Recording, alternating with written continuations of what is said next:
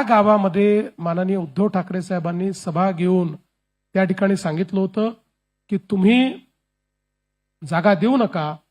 एका दिवसात त्या अख्ख्या गावाने समृद्धी महामार्गाकरता सगळी जमीन दिली आणि that was a game changer.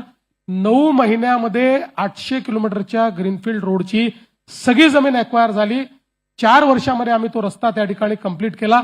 नंतर थोडं सरकार गेल्यावर काही अडचणी आल्या होत्या, परत सरकार आलं, त्याही अडचणी दूर केल्या आणि आता समृद्धी महामार्ग हा असा एक महामार्ग झालाय की सगळ्यांना त्या महामार्गाशी जोडायचं आहे. म्हणूनच मी आता त्या ठिकाणी समृद्धी महामार्गावरनं JNPT पर्यंत तर आता आपण जाऊ शकतो, कारण आपला आता नवीन जो त्या ठिकाणी थोडासा भाग राहिला तो झाला की ती पोर्ट कनेक्टिव्हिटी होईल.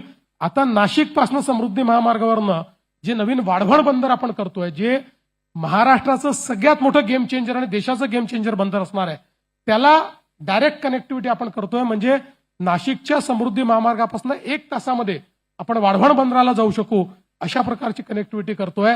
म्हणजे याचा अर्थ असा आहे की आता पुढच्या काळामध्ये आपल्या छत्रपती संभाजीनगराला 2 मोठे पोर्ट त्या ठिकाणी राहतील.